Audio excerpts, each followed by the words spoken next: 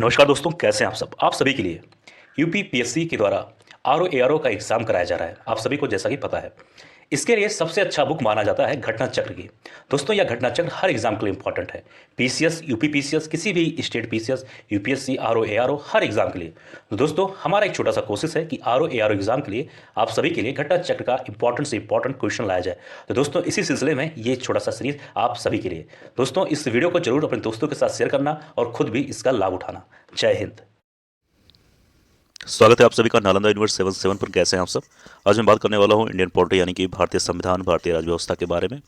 और जैसा कि आप सभी को पता है कि इस वक्त आरओ का प्रैक्टिस सेट चल रहा है दोस्तों, तो ये बहुत इंपॉर्टेंट सीरीज होने वाला है, तो इसको चाहिए देखिए और अपने दोस्तों के साथ वीडियो को जरूर शेयर करना। तो चलिए शुरू करते हैं। आज का ये वीडियो बहुत इंपॉर्टेंट होने वाला है।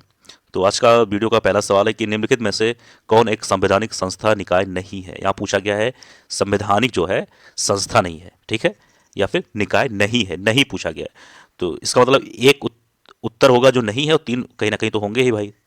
सही उत्तर होगा बी, यानी योजना आयोग की बात करें दोस्तों तो ये संवैधानिक संस्था नहीं है। तो इसका मतलब आपने क्या समझा कि अगर ये संवैधानिक संस्था नहीं है तो इसका मतलब वित्त आयोग, लोक सेवा आयोग और चुनाव आयोग कहीं ना कहीं ये संवैधानिक संस्था है। अब फिलहाल इसके बारे में बात करेंगे। योजना आयोग एक संवैधानिक संस्था नहीं है क्योंकि इसका संविधान में कोई उल्लेख नहीं है, ठीक है। जबकि ध्यान देना, जबकि संघ लोक सेवा आयोग यानी कि ये वाला पॉइंट सी वाला, एक मिनट, अनुच्छेद 315 में इसके बारे में बात किया गया है। कौन सा अनुच्छेद में? 315। कभी पूछा जाए तो आपको मालूम होना चाहिए। एक मिनट, 315 में, ठीक। अब एक और आता है वित्त आयोग, इसके बारे में हम लोग बात कर चुके हैं फिलहाल पिछली वीडियो में, 280 में आता है। अब क्या बचा? चुनाव आयोग। एक मिनट एक मिनट, ठीक है, ये बचा हुआ 324 में, ठीक। समझ में आया कि नहीं आया? ठीक है।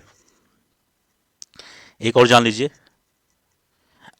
अंतरराज्यीय परिषद भी एक, तो वो अनुच्छेद 363 के तहत आता है। 363 नहीं, माफ करिए, 263 के तहत आता है।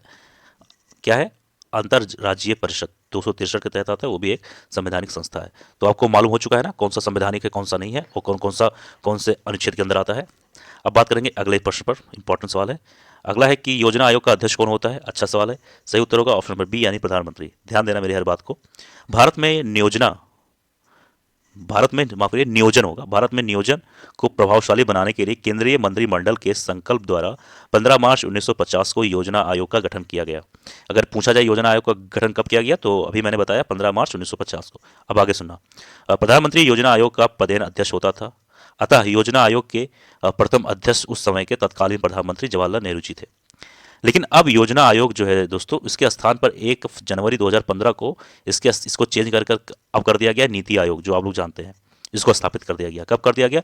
1 जनवरी 2015 को। नीति आयोग का अध्यक्ष भी प्रधानमंत्री होता है। योजना आयोग की भांति नीति आयोग भी एक गैर संवैधानिक निकाय है। गैर संवैधानिक, ना कि संवैधानिक, ठीक है, ये चीज ध्यान देना। तो योजना आयोग के बारे में आपको मालूम हो गया और नीति आयोग के बारे में भी मालूम हो गया। अगला सवाल है योजना आयोग के पदेन अध्यक्ष कौन होते हैं। अभी हम लोगों ने बात किया, डी होगा प्रधानमंत्री जी। अगला सवाल है, भारत के नीति आयोग की स्थापना जनवरी 2015 में की गई, तो किसके द्वारा की गई, ये बात करना है। सही उत्तर होगा सी, यानी कि संघीय मंत्रिपरिषद द्वारा पारित एक विशिष्ट प्रस्ताव से इसकी जो है नीति आयोग की स्थापना की गई थी, ठीक है। तो ध्यान देना, योजना आयोग को समाप्त करके उसके स्थान पर संघीय मंत्रिपरिषद द्वारा पारित एक विशिष्ट प्रस्ताव से 1 जनवरी 2015 को नीति आयोग स्थापित कर दिया गया, जो कि, ठीक है, जो इस समय है, जो कि उसके अध्यक्ष जो इस समय है प्रधानमंत्री माननीय नरेंद्र मोदी जी है, ठीक है। अगला सवाल है, राष्ट्रीय विकास परिषद का मुख्य संबंध है। इसका सही उत्तर होगा ऑप्शन नंबर ए, यानी पंचवर्षीय योजनाओं के अनुमोदन से राष्ट्रीय विकास परिषद का मुख्य संबंध है, ठीक है। अब इसके बारे में थोड़ी सी बात करें हम लोग, तो ध्यान देना हर एक पॉइंट को। पंचवर्षीय योजनाओं के निर्माण में राज्यों की भागीदारी सुनिश्चित करने हेतु राष्ट्रीय विकास परिषद का जो है गठन 6 अगस्त 1952 को किया गया था। राष्ट्रीय विकास परिषद का अध्यक्ष प्रधानमंत्री होता है। इसका भी अध्यक्ष प्रधानमंत्री होता है, ध्यान देना, तथा सभी राज्यों के मुख्यमंत्री इसके सदस्य होते हैं। सभी राज्यों के मुख्यमंत्री। योजना आयोग का सचिव इसका भी पदेन सचिव होता है, ये चीज ध्यान देना। अब इसके काम क्या है, यानी विकास परिषद का काम क्या है, ध्यान देना मैं क्या बोलने जा रहा हूँ। राष्ट्रीय योजना की प्रगति पर समय समय पर विचार करना। दूसरा है राष्ट्रीय विकास को प्रभावित करने वाली आर्थिक तथा सामाजिक नीति संबंधी विषयों पर विचार करना। तीसरा है राष्ट्रीय योजनाओं के निर्धारित लक्ष्यों तथा उद्देश्यों की प्राप्ति के लिए समय समय पर सुझाव देना। तो यह है इसका कार्य। समझ में आया? यहाँ पर राज्यपाल तथा लोकायुक्त बनाने की संस्तुत की थी। उसके अध्यक्ष कौन थे उस समय, मतलब उसके अध्यक्ष कौन थे? सही उत्तर होगा ए मोरारजी देसाई जी। ठीक है, अगले सवाल पे बात करें, काफी इंपॉर्टेंट सवाल हो जाता है। यहाँ पर आप दिया गया एक सूची में अधिनियम और दूसरी सूची में संशोधन दिया गया, तो बताना है कौन सी अधिनियम कब कब संशोधन हुआ है। ठीक है, तो इसका फिलहाल जो सही उत्तर होगा दोस्तों, ठीक है, उसके बारे में बात कर लें। तो संविधान का जो 94 वाला जो संशोधन हुआ था 2006 में, मतलब जो अधिनियम है ये वाला पहला 94 संशोधन अधिनियम 2006 वाला, ठीक है, इसका संशोधन संबंधित होगा अनुच्छेद 164 से। ठीक है, ये वाला इसके सामने ही है। ठीक है, संविधान 95 संशोधन अधिनियम जो हुआ था 2009 में, इसका संबंध होगा दोस्तों। और संविधान 96 संशोधन अधिनियम जो हुआ था 2011 में, इसकी 8वीं अनुसूची में संशोधन, इस अधिनियम के तहत इसमें संशोधन किया गया था, ये जानना है आपको। और लास्ट स्टडी है 103 का 103वां संशोधन अधिनियम 2019, इसमें अनुच्छेद 15 में संशोधन हुआ था। ठीक है, समझ में आया कि नहीं? तो ऐसे सवाल भी पूछे जाते हैं अक्सर। अगला सवाल, भारतीय संविधान का अनुच्छेद 370 संबंधित है, तो जाहिर सी बात है इसका संबंध ये होगा जम्मू कश्मीर से। अब आप लोग के दिमाग में आ रहा होगा कि सर ये कैसे आपने बोल दिया, तो ध्यान से सुनना। भारतीय संविधान के अनुच्छेद 370 के अंतर्गत जम्मू कश्मीर राज्य को विशेष दर्जा प्रदान किया गया था। यहाँ पर मैंने क्या इस्तेमाल किया कि था ना कि है। तो 6 अगस्त 2019 को संसद से राष्ट्रपति द्वारा जारी आदेश 2019 द्वारा जम्मू कश्मीर राज्य की विशेष स्थिति को समाप्त कर दिया गया, जो उसको विशेष दर्जा मिला हुआ था। इसके अलावा जम्मू और कश्मीर पुनर्गठन अधिनियम 2019 के तहत जम्मू कश्मीर राज्य को जम्मू और कश्मीर संघ राज्य क्षेत्र तथा लद्दाख संघ राज्य क्षेत्र में पुनर्गठित कर दिया गया। समझ में आया कि नहीं? तो आपको मालूम होना चाहिए कि 370 किससे संबंधित था। ठीक है, आगे बढ़ते हैं अगले सवाल पर, ये सब मालूम होना चाहिए।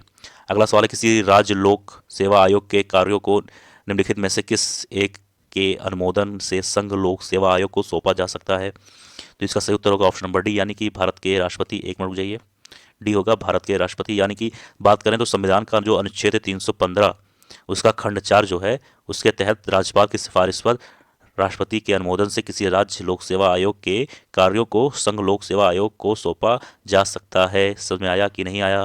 बोलो हाँ। ठीक है, और संविधान के अनुच्छेद 315 खंड 1 के अनुसार संघ के लिए एक संघ लोक सेवा आयोग और प्रत्येक राज्य के लिए एक लोक सेवा आयोग होगा, इसके तहत बात किया जा रहा है। तो 315 जब कभी अनुच्छेद देखना दोस्तों, तो कहीं ना कहीं ये लोक सेवा आयोग से संबंधित है, इसके बारे में ध्यान से समझ लो। 315 अनुच्छेद जो है उसका खंड जो 1 है, उसमें यह कहा गया है कि देखो एक संघ लोक सेवा आयोग होना चाहिए और हर राज्य के लिए एक लोक सेवा आयोग होना चाहिए। तो कहीं ना कहीं 315 जो है दोस्तों वो लोक सेवा आयोग से संबंधित है, इसके बारे में जानकारी आपको होनी चाहिए। ठीक है, आगे बात करेंगे अगले सवाल पर। ठीक है, एक मिनट आ जाइए। इसमें कहा जा रहा है कि संघ लोक सेवा आयोग अपना वार्षिक प्रतिवेदन सौंपता है, तो इसका सही उत्तर होगा बी, राष्ट्रपति को सौंपता है। अनुच्छेद 223 के अनुसार, अब ध्यान देना, अनुच्छेद 223 खंड 1 के अनुसार संघ लोक सेवा आयोग का यह कर्तव्य होगा कि वह राष्ट्रपति को आयोग द्वारा दिए गए कार्य के बारे में प्रतिवर्ष प्रतिवेदन दे, जिसे राष्ट्रपति एक ज्ञान पत्र सहित संसद के प्रत्येक सदन के समक्ष प्रस्तुत कराएंगे। तो अनुच्छेद 323 खंड 1 के अनुसार संघ लोक सेवा आयोग का क्या कर्तव्य होगा कि वह राष्ट्रपति को आयोग द्वारा दिए गए, क्या मतलब आयोग के द्वारा जो भी कार्य किया गया है उसका सारा मतलब कह सकते हो कि सारा काम जो है एक साल में, हर साल में राष्ट्रपति के पास ब्यौरा देगा कि ये फला फला काम है, और राष्ट्रपति उसको दोनों सदन में प्रस्तुत कराएगा और जांच करवाएगा कि क्या मामला है, क्या सही है, क्या गलत है। ठीक है, उसके बारे में हम लोग धीरे धीरे बात करेंगे। अगला सवाल है, नहीं फिर अगला सवाल नहीं है, सवाल हो गया खत्म। तो दोस्तों यह था आज का वीडियो, मुझे उम्मीद है वीडियो पसंद आया होगा। किसी सवाल में कोई डाउट, कोई परेशानी, कोई चीज़ ना समझ में आया हो, जरूर कमेंट बॉक्स में लिख दो, उससे संबंधित वीडियोस मिल जाएंगे। मिलते हैं किसी और वीडियो में, तब तक के लिए राम राम, जय हिंद।